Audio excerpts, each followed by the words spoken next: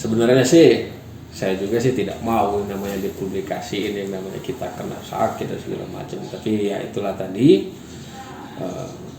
ada perhatian dari pimpinan kita karena ada berita saya yang kena 3 kali, terus masih juga bertekad untuk selama COVID-19 ini membantu masyarakat. Ya alhamdulillah perhatian kita dari pimpinan tertinggi di Polda Sumsel, Pak Kapolda, terima kasih atas penghargaan yang diberikan kepada saya. Itu jadi motivasi untuk saya untuk bekerja lagi. Yang namanya motto saya selama ini adalah bisa berguna bagi institusi dan bermanfaat bagi masyarakat. Pak, itu penghargaannya apa itu Pak? Maksudnya kita dalam arti apa? Membantu atau apa? Membantu walaupun sudah terkena 3 kali terkonfirmasi COVID, berdedikasi tinggi, masih bertekad untuk membantu masyarakat khususnya di Kelurahan Sukamaju. Nah, itu kenapa Pak? Motivasi Bapak seperti itu Pak? Saya rasa kita sebagai anggota kepolisian dan juga sebagai masyarakat, apa sih yang harus kita lakukan, itu aja sih untuk selama kasus wabah pandemi COVID-19 ini. Kalau bukan kita dari diri sendiri, siapa lagi sih yang akan memulainya? Itu aja yang jadi tekad saya selama pandemi COVID-19 ini. Oke. Mungkin bisa diceritain Pak, kapan Bapak kena COVID pertama, kedua, dan seterusnya gitu Pak? Aduh, kalau diingat-ingat kayaknya trauma lah itu. Sebenarnya saya trauma. Jadi pertama kali saya kena COVID itu nggak tahu sih ini terkena dari siapa, tertular dari siapa. Yang pasti istri saya juga adalah pelayanan publik. Dia kerja di salah satu bank di kota Palembang. Dia sakit.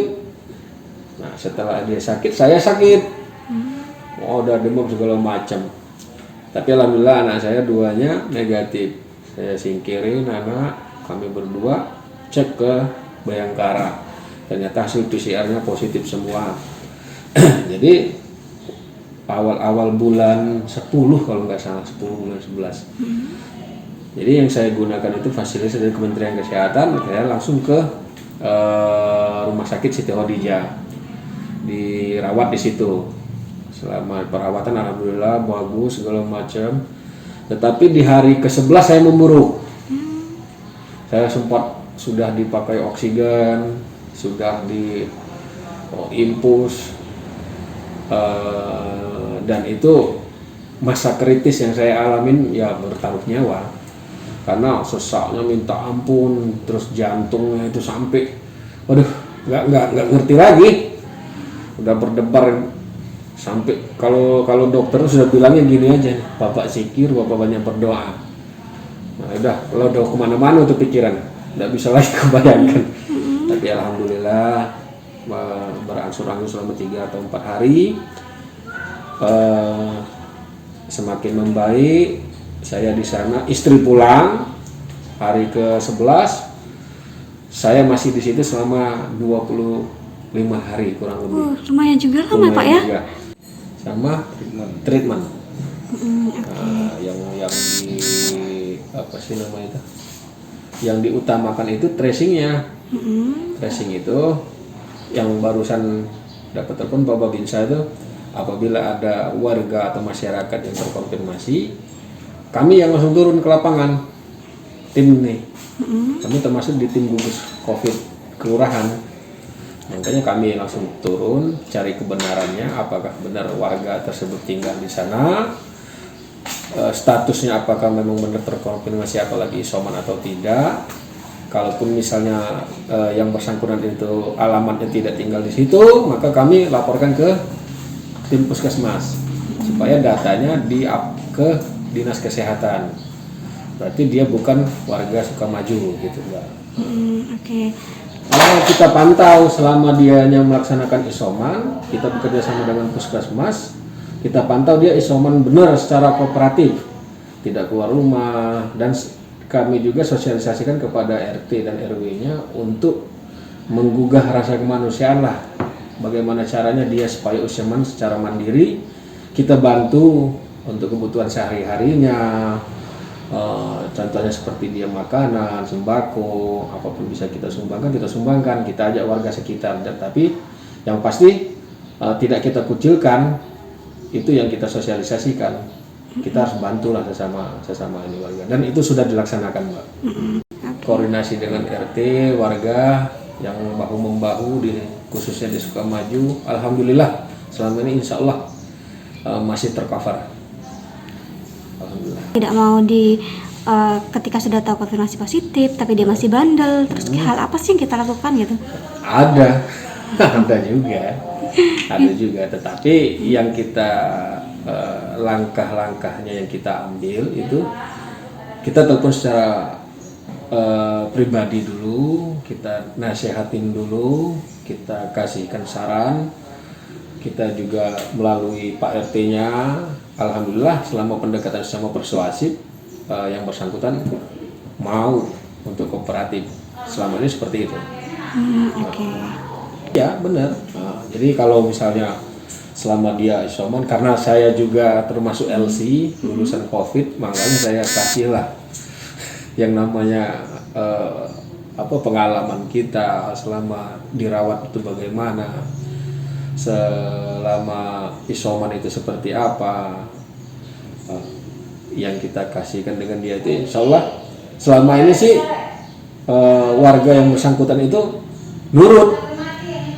Alhamdulillah, itu aja, Mbak. Ya itu tadi kita 3T tadi, tracing, tracking, dan treatment. Jadi setiap yang ada berita masuk yang di-share dari dinas kesehatan ke kita langsung cek di lapangan.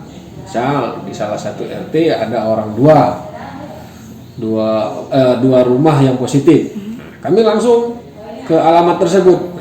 Yang bersangkutan kita tracking di situ, apakah benar yang bersangkutan itu tinggal di situ atau tidak. Kita ajak yang Pak RT-nya untuk mengecek. Nah, selama ini yang kami temukan di lapangan itu banyak yang tidak sesuai. Jadi data yang masuk yang bersangkutannya itu tidak tinggal di situ, tetapi masih menggunakan alamat di situ. Nah, itu yang kami temukan di lapangan. Kedua, terus yang bersangkutan memang warga di situ, tapi isomannya tidak di situ. Nah, jadi banyak itu kendalanya di lapangan. Tapi alhamdulillah selama ini yang kita laporkan ke dinas kesehatan itu ditanggapi. Jadi apabila memang di situ kasus 67, laporan kita itu misalnya enggak sesuai, itu langsung dikurangin. Nah, trackingnya kita cari yang bersangkutan itu di mana. Nah, apabila misalnya dia di Kemuning, pindahnya, kita laporkan ke Kemuning, ke tim trace 3T-nya Kemuning. Jadi tim Kemuning yang akan men-tracing mereka. Nah, gitu, Mbak. Itu siklusnya. Dan tugas di lapangannya? Banyak. Kendala banyak. Contohnya? Kita ini kan namanya kita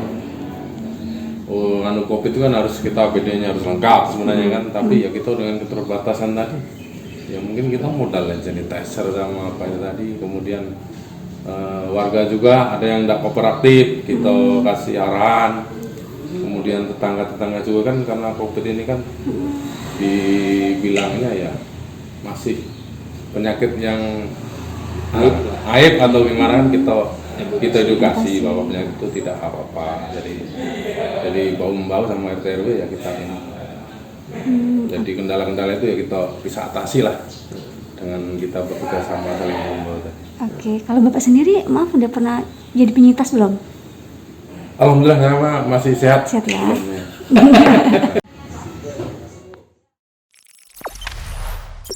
Jangan lupa subscribe, share, komen, dan like ya.